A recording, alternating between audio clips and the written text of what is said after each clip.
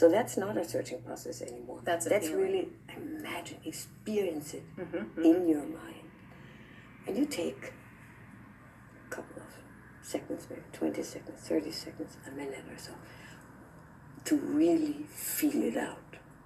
So that's the O.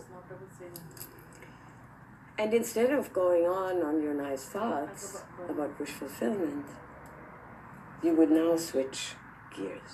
Now you get practical. Whoa, what stops me? That I actually fulfill my wish and experience that outcome. What is it in me that stands in the way? That I actually tackle that wish and feel that outcome.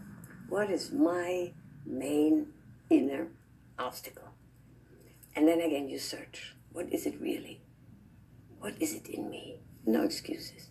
What is it really in me? Yeah. And again, it can be an emotion, can be an irrational belief, can be a bad habit, can be something somebody said years ago. Whatever it is, just find it and dig deeper. What is it really that stands in the way? And once you identify that obstacle, that main inner obstacle, again, phrase it in 3 to 4 words and put it in front of your mind. And then you do the imagery again. So you imagine that obstacle occurring. You imagine it, you experience it, you feel it. And you take a little time to really kind of experience that main inner obstacle. Okay, and then the plan. So, to establish a plan, you first ask yourself, what could I do to overcome that obstacle? What would be an effective action or an effective thought to overcome that obstacle? What would be something I could do to surmount that obstacle?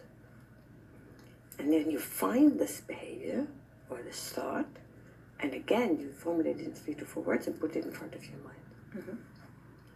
And then you make a very simple if-then plan. And that's the implementation intentions by Peter Goldwitzer. So you make if, and then you put in your obstacle. Then I will, and now you put in the action, the effective action. And then again you imagine if, obstacle, then I will, action. And that's all. That's WOO. Wish, outcome, obstacle, and plan. And it seems like from hearing you say it, I think one thing that sounds like it's really important is that this feels like it should take some work, or at least some time, that you're sitting there and really imagining it. You know, I can't just think, so my wish for the moment is I'm trying to set up a regular yoga practice. So I can just be like, regular yoga practice, it would be awesome. Like, it's hard to get up in the morning. I'm just going to get up and, when I see the clock, I do it. Like, you actually have to take time to experience the outcome, take time to really think about the obstacle, search for it and get the right thing, but then also really kind of incubate and think about it. Is that right? Or? Exactly. So we know from MEG studies that it really takes mental effort. It takes more mental effort than if I just indulge in the positive fantasies. It takes more mental effort than if I'm just in a resting state. So it does take mental effort to do the exercise. We will be talking later about the mechanisms. The mechanisms are automatic. So this mental effort doing the exercise triggers non-conscious processes, which then do the work for you.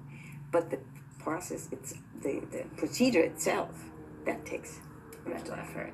So I think that's important, because I think people could see this technique and think, I quickly think about the W and the O and the O and the P, but it does take work, it takes effort. In that sense, it's very similar to other things we've talked about in the course, things like meditation and so on, that it's like, ultimately the outcomes are good, but you have to put in the effort to start. It's not it'll feel like it's taking work at the time. And so you alluded to the mechanism. So one of the exciting things about WOOP is that, it's 5 minutes in your life. And the data do really seem to suggest that if you do this practice, if you can bring yourself to do this 5-minute practice every day, there's a host of positive benefits. So do you want to talk about some of the empirical work, like the kind of surprising findings of how effective this is? Yeah. Before I do that, let me go back to the first step, the Yes. W. So you can do WOOP in two ways. You could specify a wish that is actually feasible to you and that is a little bit challenging. And that's the exercise which we put on the app and which is on the website. Once you specify a wish that is feasible, principally feasible, it's hard to do, but it's feasible. Right.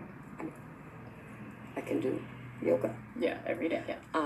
I can do, I can run or whatever. So usually it's feasible for me. That means you will likely discover an obstacle that is surmountable. Yeah. And then you really can go for it. Yeah. And you're determined to actually implement that. You can also use WOOP to find out whether something is feasible or not. So if you have a kind of eerie feeling about a meeting, or if you feel, I don't know whether I should go here or I should go there, this course or that course, this life path or that life path, then you can actually just have the wish. And then by identifying the obstacle in you, find out whether this is something you feel that is overcomable and is also fitting into your life, or whether this is something maybe doesn't fit in your life so well at the moment, or maybe you want to have it let go because you have more important things to do. So WOOP